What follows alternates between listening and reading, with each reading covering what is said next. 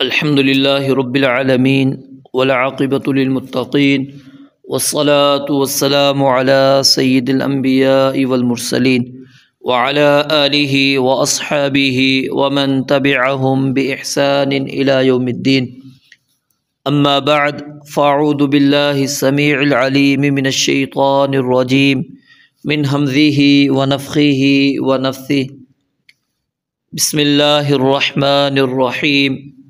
فَإِذَا پھر جب رَكِبُوا وہ سوار ہوتے ہیں فِي الْفُلْكِ کشتی میں دعوا اللہ اللہ تعالیٰ کو پکارتے ہیں مخلصین اس حال میں کہ خالص کرنے والے ہوتے ہیں لہو اس کے لیے الدین دین کو عبادت کو فلما پھر جب نجاہم وہ نجات دے دیتا ہے انہیں الی البر خشکی کی طرف اذا ہم تو اچانک وہ یشرکون شریک بنا رہے ہوتے ہیں لیکفروا تاکہ وہ ناشکری کریں بما اس کی جو آتیناہم ہم نے انہیں دیا ولیتمتعوا اور تاکہ وہ فائدہ اٹھائیں فسوف پس ان قریب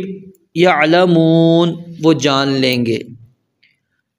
گزشتہ آیات کے اندر آپ نے ان اعترافات کو پڑھا اور سنا جو مشرکین مکہ نے کیے تھے، اور اللہ رب العالمین نے ان کے اس اعتراف کو ان پر بطور دلیل پیش کیا۔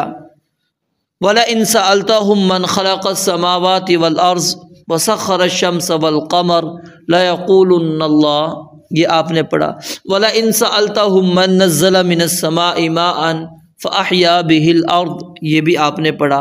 تو اللہ رب العالمین نے کہا کہ ایک طرف تم یہ مانتے ہو کہ آسمان و زمین کا خالق اللہ تعالیٰ، سورج اور چاند کو مسخر کرنے والا، آسمان سے پانی برسانے والا اللہ تعالیٰ ہے، مردہ زمین کو زندہ کرنے والا اللہ تعالیٰ ہے، یہ مان کر پھر بھی تم اس کے ساتھ شریک بناتے ہو، یہ بات تمہیں سمجھ میں نہیں آتی۔ اور وہاں پر بھی آیت میں آپ نے یہ پڑھا تھا فَأَنَّا يُؤْفَكُونَ اللہ کہتے ہیں کہاں بھٹکتے پھر رہے ہیں۔ اور اس آیت میں اللہ رب العالمین نے ان پر اس انداز میں حجت قائم کی ہے کہ جب یہ سمندری سفر میں ہوتے ہیں اور ان کا جہاز، ان کی کشتی وہ طوفان کی لپیٹ میں آ جاتی ہے، تو اب پھر کیا کرتے ہیں؟ اس وقت ان کی کیفیت کیا ہوتی ہے؟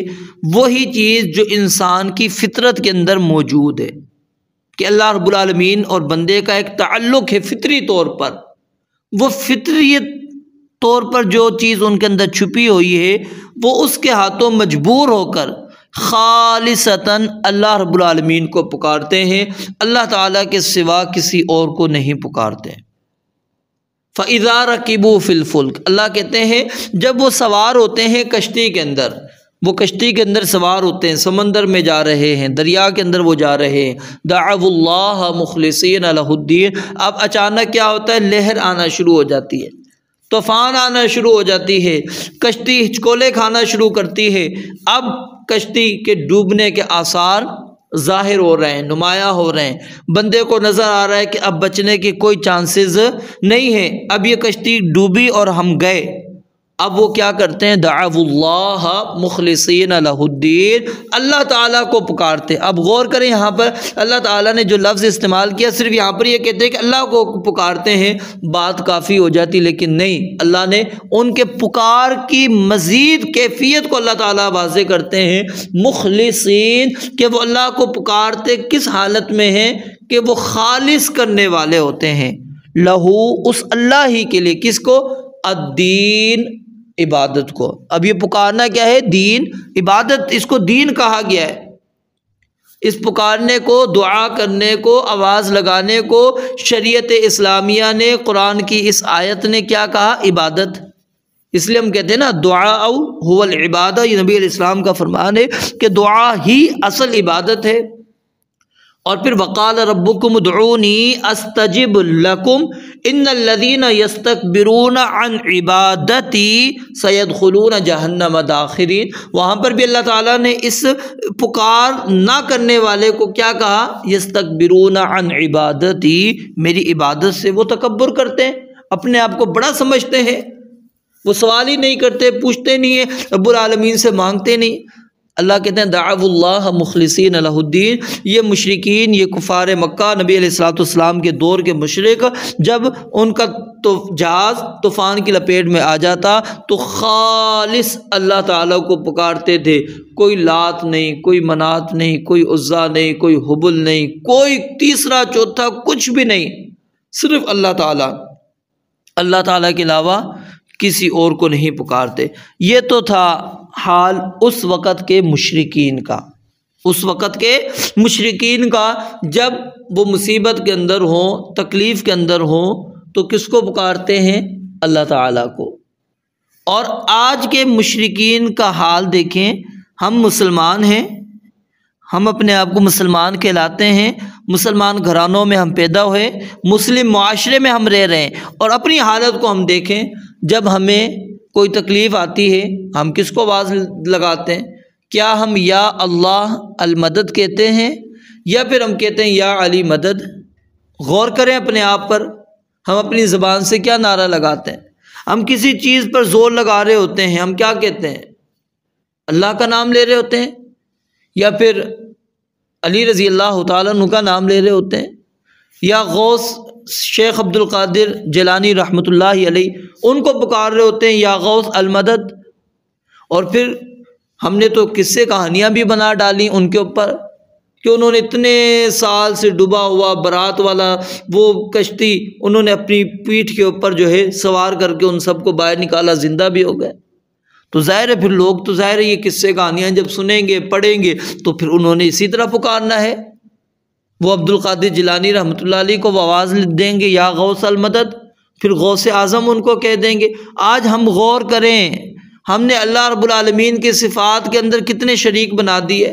ہمیں تکلیف آتی ہے، مصیبت آتی ہے، کیا ہم اللہ تعالیٰ کو پکارتے ہیں یا پھر اللہ تعالیٰ کے علاوہ کسی اور کو پکارتے ہیں؟ اور پھر جب بات سمجھائی جائے تو کہا جاتا ہے جی آپ تو وہ آیات پیش کر رہے ہیں جو ہمارے بارے میں ہے ہی نہیں.